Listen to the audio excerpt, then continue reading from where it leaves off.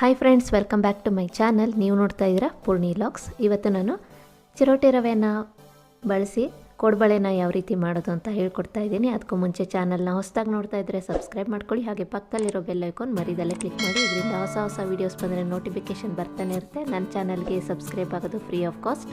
ವಿಡಿಯೋಗೆ ಲೈಕ್ ಮಾಡಿ, ಕಮೆಂಟ್ ಮಾಡಿ, ಹೆಚ್ಚು ಜನರಿಗೆ ಶೇರ್ ಮಾಡಿ.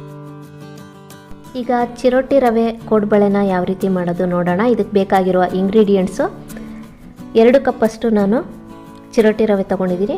1 ಕಪ್ಪಷ್ಟು ತೆಂಗಿನಕಾಯಿ ತುರಿ. ಇದೇ ಕಪ್ ಅಳತೆಯಲ್ಲಿ ನಾನು ಚಿರೋಟಿ ರವೆನ ತೊಗೊಂಡಿರೋದು. ಇಲ್ಲಿ 12ರಿಂದ 13 ಮಣ್ಕಟ್ಟು ಮೆಣಸಿನ್ಕಾಯಿ ತೊಗೊಂಡಿದ್ದೀನಿ. ಹಾಗೆ ಕರಿಬೇವು, ರುಚಿಗೆ ತಕ್ಕಷ್ಟು ಉಪ್ಪು, ಇಂಗು. ಹಾಗೆ ಇಲ್ಲಿ ನಾನು 3ರಿಂದ 4 ಟೀ ಸ್ಪೂನಷ್ಟು ಎಣ್ಣೆ ತೊಗೊಂಡಿದ್ದೀನಿ. ಈಗ ಹೇಗೆ ಮಾಡೋದು ನೋಡ್ಕೊಂಬರೋಣ. ತೆಂಗಿನಕಾಯಿ ತುರಿ, ಒಣಮೆಣಸಿನ್ಕಾಯಿ, ಕರಿಬೇವು ಹಾಗೆ ಇಂಗು ಇದಿಷ್ಟನ್ನು ಹಾಕಿಬಿಟ್ಟು ಮಿಕ್ಸಿಲಿ ಗ್ರೈಂಡ್ ಮಾಡ್ಕೋಬೇಕು. ಈಗ ನಾನು ಖಾರನ ರುಬ್ಬಿ ರೆಡಿ ಮಾಡಿ ಇಟ್ಕೊಂಡಿದ್ದೀನಿ. ಹಾಗೆ ಇವಾಗ ಚಿರೋಟಿ ರವೆಗೆ ನಾನು ರುಚಿಗೆ ತಕ್ಕಷ್ಟು ಉಪ್ಪನ್ನು ಹಾಕಿ ಇಟ್ಕೊಂಡಿದ್ದೀನಿ. ಇವಾಗ ಇದನ್ನು ಚೆನ್ನಾಗಿ ಮಿಕ್ಸ್ ಮಾಡ್ಕೊಳ್ಳೋಣ. ಮೊದಲಿಗೆ ಉಪ್ಪನ್ನು ಹಾಕಿ ಚೆನ್ನಾಗಿ ಮಿಕ್ಸ್ ಮಾಡ್ಕೊಳ್ಳಿ. ನೆಕ್ಸ್ಟು ಎಣ್ಣೆನ ಚೆನ್ನಾಗಿ ಕಾಯಿಸ್ಬಿಟ್ಟು ನಾವು ಚಿರೋಟಿ ರವೆಗೆ ಹಾಕೋಬೇಕಾಗುತ್ತೆ.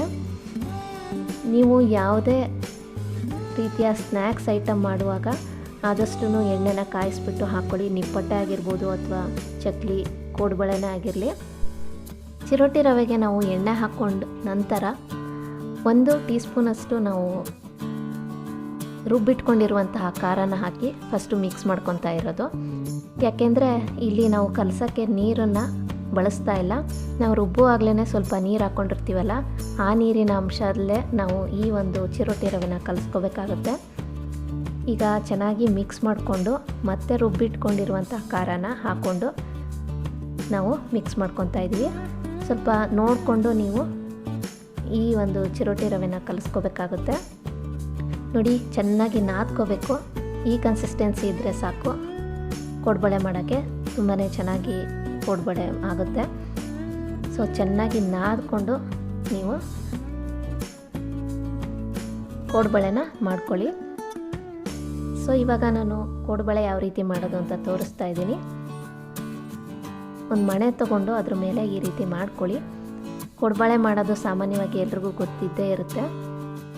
ಸೊ ಈ ರೀತಿ ನಾನು ಮಾಡ್ಕೊಂಡಿದ್ದೀನಿ. ನಾನು ಇವತ್ತು ಕೋಡ್ಬಳೆ ಚಿಕ್ಕದಾಗಿ ಮಾಡ್ಕೊತಾ ಇರೋದು. ಸೊ ಬೇಕು ಅಂದರೆ ನೀವು ಇನ್ನೂ ಮೀಡಿಯಮ್ ಸೈಜಲ್ಲಿ ಅಥವಾ ಇನ್ನೂ ದೊಡ್ಡ ಸೈಜಲ್ಲಿ ಬೇಕಾದ್ರೆ ಮಾಡ್ಕೋಬೋದು. ನೋಡಿ, ಈ ರೀತಿ ಕೋಡ್ಬಳೆನ ಮಾಡಬೇಕು. ಹಾಗೆ ಒಂದು ಸೈಡು ಕೂಡ ನಾನು ಎಣ್ಣೆನ ಕಾಯಿಸೋಕ್ಕೆ ಇಟ್ಟಿದ್ದೆ. ಈಗ ಎಣ್ಣೆ ಕೂಡ ಕಾದಿದೆ. ಆದಷ್ಟು ಮೀಡಿಯಮ್ ಫ್ಲೇಮಲ್ಲೇ ಇಟ್ಬಿಟ್ಟು ನೀವು ಕೋಡ್ಬಳೆನ ಮಾಡ್ಕೊಳ್ಳಿ. ಅಂದರೆ ನಿಮಗೆ ಕೋಡ್ಬಳೆ ಚೆನ್ನಾಗಿ ಬರುತ್ತೆ. ಹಾಗೆ ಇದನ್ನು ಅವಾಗವಾಗ ಸ್ವಲ್ಪ ಟರ್ನ್ ಮಾಡ್ಕೋಬೇಕು. ಈ ರೀತಿ ಮಾಡ್ತಾಯಿದ್ರೆ 2 ಸೈಡು ಚೆನ್ನಾಗಿ ಬೇಯುತ್ತೆ. ಹಾಗೆ ಒಳಗಡೆ ಕೂಡ ಚೆನ್ನಾಗಿ ಬೇಯುತ್ತೆ. ನೋಡಿ, ಇವಾಗ ಕೋಡ್ಬಳೆ ರೆಡಿಯಾಗಿದೆ. ಸೊ ನೋಡಿದ್ರಿ ಅಲ್ವಾ ಚಿರೋಟಿ ರವೆ ಕೋಡ್ಬಳೆ ಯಾವ ರೀತಿ ಮಾಡೋದು ಅಂತ. ತುಂಬ ಸುಲಭವಾಗಿ ಮಾಡ್ಬೋದು. ಹಾಗೆ ಅಕ್ಕಿ ಹಿಟ್ಟಿನಿಂದ ಕೋಡ್ಬಳೆ ಯಾವ ರೀತಿ ಮಾಡೋದು ಅಂತ ನಾನು ವಿಡಿಯೋ ಕೂಡ ಮಾಡಿದ್ದೀನಿ. ಅದರ ಲಿಂಕನ್ನು ನಾನು ಡಿಸ್ಕ್ರಿಪ್ಷನ್ ಬಾಕ್ಸಲ್ಲಿ ಹಾಕಿರ್ತೀನಿ, ಚೆಕ್ ಮಾಡಿ. ಇವತ್ತಿನ ವಿಡಿಯೋ ನಿಮ್ಗೆ ಇಷ್ಟ ಆಗಿದೆ ಅಂದ್ಕೊತೀನಿ. ಇಷ್ಟ ಆದರೆ ವಿಡಿಯೋಗೆ ಲೈಕ್ ಮಾಡಿ, ಕಮೆಂಟ್ ಮಾಡಿ, ಹೆಚ್ಚು ಜನರಿಗೆ ಶೇರ್ ಮಾಡಿ. ಮತ್ತೆ ಸಿಗ್ತೀನಿ ಮುಂದಿನ ಒಳ್ಳೆ ವಿಡಿಯೋ ಜೊತೆ. Thank you for watching.